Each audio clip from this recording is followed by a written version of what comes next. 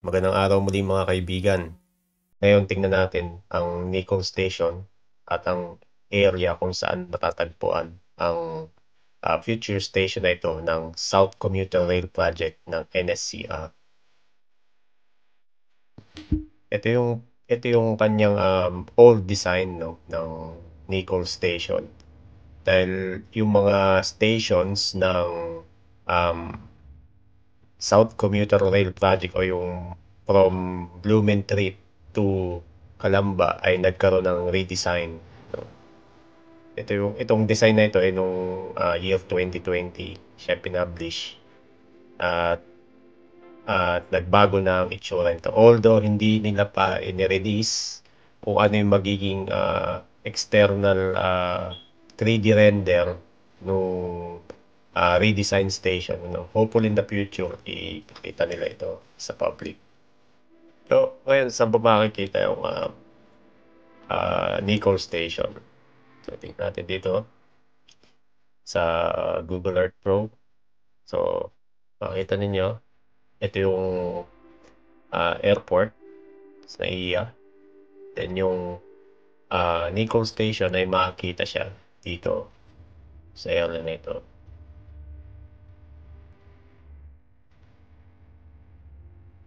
Dito sa area na ito makikita siya. Malapit tinatayong bagong Senate building. Then malapit din siya dun sa Senate Station ng Metro Manila Subway. So, tingnan natin dun sa map niya. Ito yung itong red. Ito yung area. Ito yung tawag natin Station Plaza ng Nicol Station. Itong nandito naman sa itong block naman, ito yung mismong Nicol Station.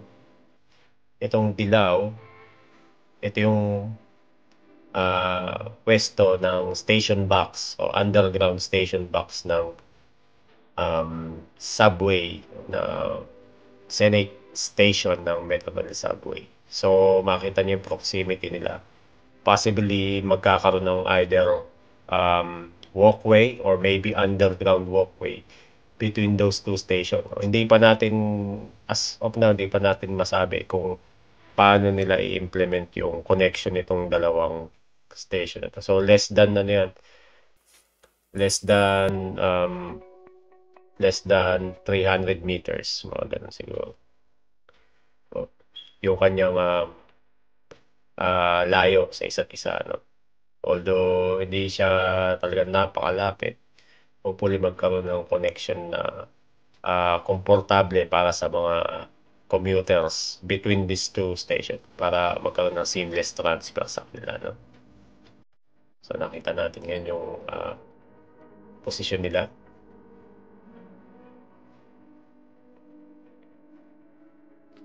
So ito yung pinaka site development wide map. Dito yung Nicol Station. Ito yung kanyang plaza. And ito yung mga surrounding area niya, no?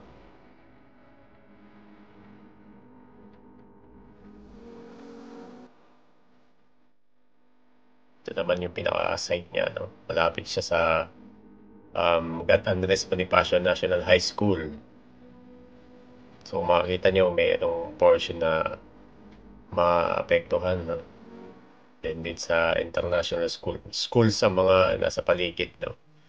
Then nasa tabi niya yung mismong um, bahagi na to ng Skyway.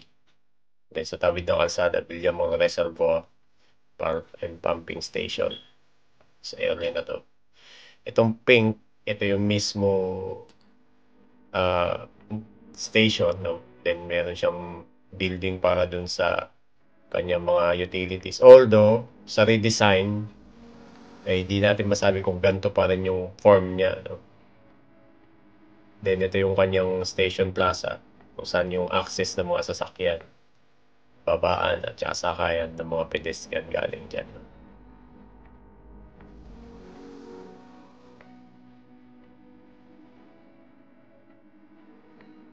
Then kung titingnan natin yung drawing niya, ito yung kanyang mismong station area, no? Mapapansin ninyo, yung PNR na legacy, PNR ways, ay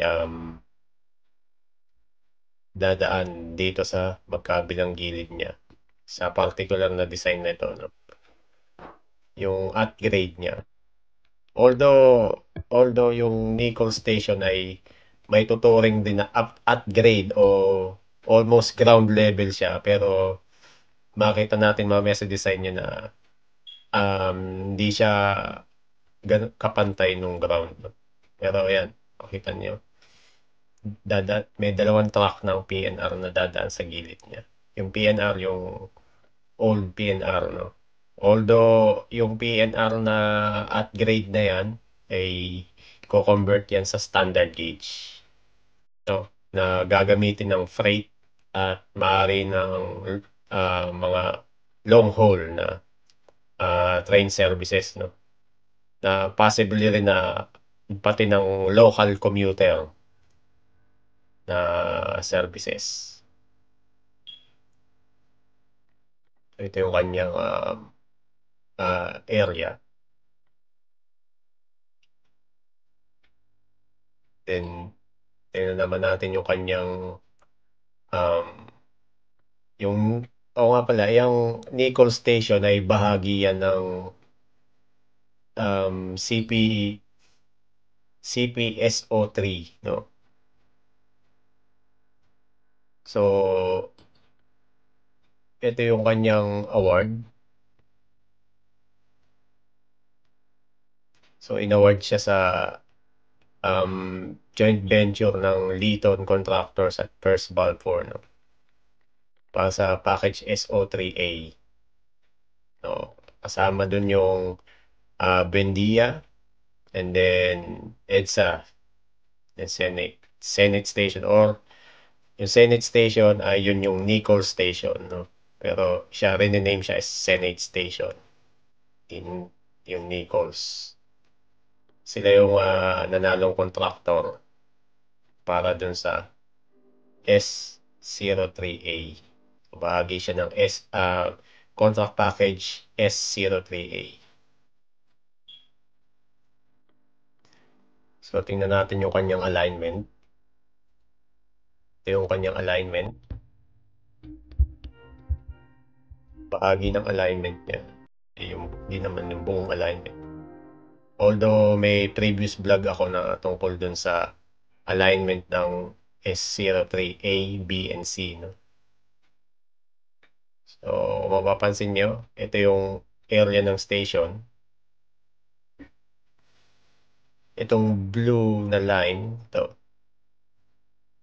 itong blue na line, ay yan yung magiging right of way ng NSCR, kasama na yung upgrade, no, ng PNR. Yan yung pinaka dadaanan niya. So dito, itong portion na to ay may fence siya. Kung makita niyo dito sa mga may mga square na to. Yan, may fence yan. So ito yung mga nasa madadaanan niya, no? Yung MJ Plaza, Makati Hope Christian School. Then may mga kabahayan siya na maapektuhan din sa area na to pagkatapos nitong creek. Although itong creek ay parang lalagyan nila na ng box culvert, no? Kasi dadaan sa ibabaw niyan yung mismong viaduct o yung parang upgrade na papunta sa Nichols. So, mapapansin nyo dito, may mga kabayan na maapektuhan dito. Although yan naman, mare-relocate sila. Kasi yun yung parang patakaran nga rin na dapat ma-relocate yung mga maapektuhan na mga kabahayan, mga families, no? So, yun yung kanyang mga dadaanan na lugar, no? Pati rin dito sa lugar. magkakaroon sila ng parang access para papunta dito sa station. And then itong creek na ito ay gagawaan din nila ng box culvert. Ito, di ba, winding siya. Ngayon, lalagyan siya ng box culvert. Itong drawing na to. So, parang i-realign siya yung pinaka-creek. So, box culvert. Yung ano. Then dito sa station, mas malawak syempre yung kanyang right of way. And then, taper down siya once na palagpas na siya. Ngayon ito, nasa ilalim to ng mga flyover. Itong ano to. Kasi upgrade ang magiging, although meron siyang U-shape na parang structure kung saan nandun yung relays. Kaya medyo nakaangat pa rin siya sa ground level. Pero hindi siya naka-viaduct and columns. So ito, meron dito, itong way na to. Ito, Andres Avenue, bago ito. Part na ito, i-decommission na tong kalsada na to. Yung tawid na yan. Kasi nga, yan na yung mismong daanan ng tren. Dati, crossing, railroad crossing. Ngayon, i-decommission na siya. O tatanggalin na siya. Kung yan. Ayon sa drawing. Sa disclaimer, itong drawing na to, itong alignment drawing na to ay noong 2020. No? So, maaaring nagkaroon ng changes, although wala sila pang publish publicly na bagong alignment. No? So, yan, nasa ilalim ng mga interchange. No? Itong mga release na to. Kaya kung titingnan naman natin yung profile niya o yung parang side view niya,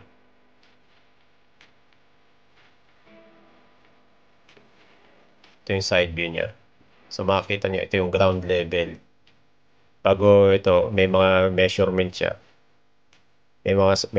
Existing ground level, bago top of rail level. Yung top of rail, yun yung ibabaw ng relays. Existing ground ay yun yung existing ground, yung ground level. No? Kung kukompute natin yan, let's say, sabi dito ay 9 meters, bago yung rail level ay 10.55. So 10.55, 59, no, sorry, 59 minus 9 equals. So may 1.59 meters. So 1.59 times 3.28 equals, so 5.21 feet ang taas niya mula sa ground level. Dito sa particular na area na to. Dito. So, kung makikita nyo to, ganun yung pag-compute, no? So, let's say ito. Yan, ground level siya. Yan sa area yan. Yan yung profile niya. Then dito, pagdating sa area na to, meron siyang soil improvement na ginawa dito at saka nilagyan din siya ng mga piles sa ilalim. Kasi ito, malapit ito dun sa creek. So, maaring itong soil profile nito, itong lupa dito, medyo malambot. Dahil dun nga, malapit siya sa creek. No? Iba yung soil composition dito. Kaya, nireinforce siya, nilagyan siya ng mga piles. Kahit hindi siya viaduct, pero nilagyan siya ng piles para ma-improve yung soil mismo, para maging stable siya, no? Kasi malapit nga siya sa creek. Kung mapapansin nyo dun sa inuhukay na depot ng subway, maitim yung lupa sa tabi ng Tulyahan River. Yun yung isang nun, no? Dahil malapit siya sa body of water. Kaya ganon. So dito, i-improve nila, no? yung soil. Kaya nilagyan nila ng mga piles. So, kung titingnan ulit natin, ito, yung cross-section ng release na dito ay ganito. So, yan, no? Ito yung ground level. Then, meron siyang U-shape na structure. Then, merong fill. Kumbaga yung merong lupang palaman. Then, nandun na yung slab kung saan yung papatong yung mga sleeper at relays. Kung mapapansin nyo, mataas pa rin siya. Dito sa particular na area na to, 1,340 millimeters or 1.3 meters yung taas ng actual na ibabaw ng rail mula sa ground. So, dito sa gilid, dito dadaan yung PNR, yung at grade ng PNR. Then, dito yung NSCR. Meron pa rin siyang parapet wall. No? So, and then, dun sa row na yan, yung mismong right of way, may fence. Hopefully naman hindi yan pasukin ng mga kababayan nating matitigas ang ulo, no? So, yun yung kanyang magiging pinaka-forma dito sa area na to. Then, moving along, dito sa creek na to, nilagyan nila ng box culvert. May box culvert dyan. Then, yung magiging forma naman ng radius dyan, ay ganito. So, ito yung line ng kagaya rin doon, pero sa tabi niya, so, sa ilalim niya, ito yung box culvert sa ilalim niya. Then, may mga piles din sa ilalim. May board pile na 1 meter ang diameter sa ilalim.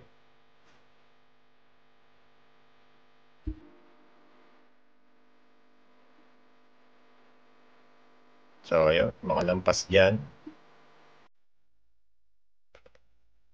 Approaching na ng station, ay maghahati na yung kanyang relays, no, sa NSCR. So, kung titingnan natin yung top view niya, ito yung top view niya. Naghiwalay na siya. Yung mga bilog-bilog na yan yung piles sa ilalim. O yun yung parang mga nakabaon na poste o piles, no, sa ilalim. Para magkaroon ng stability yung ground. So, ito yun. Ito yung piles na yun.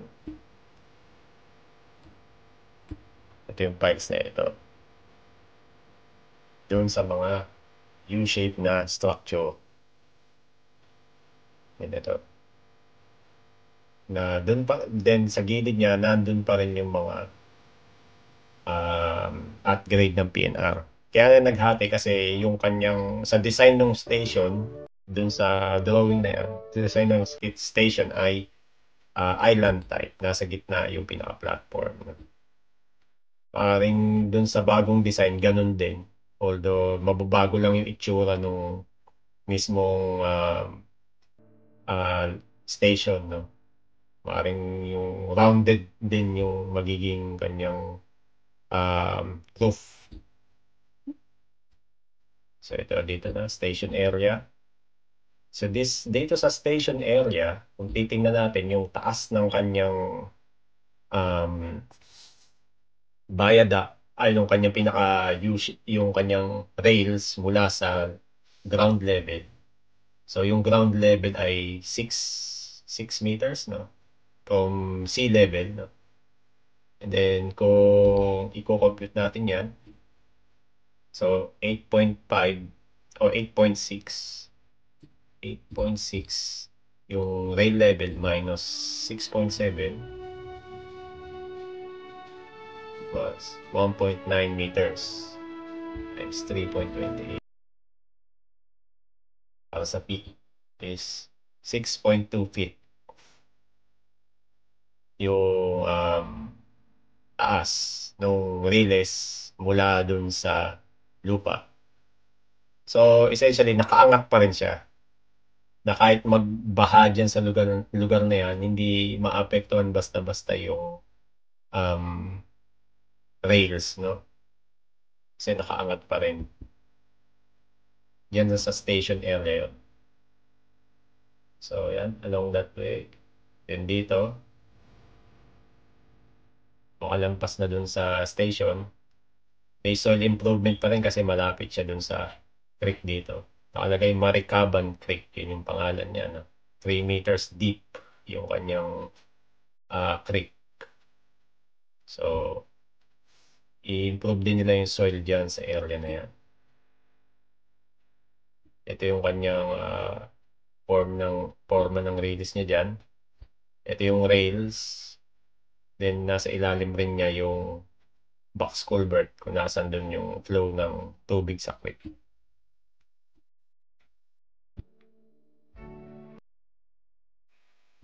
Then, towards this area,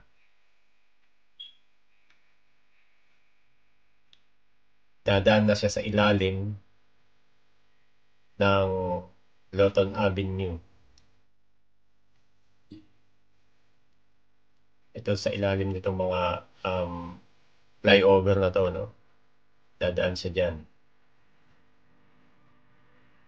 So, yung magiging level niya ay ka-level na siya ng ground dyan sa area na yan.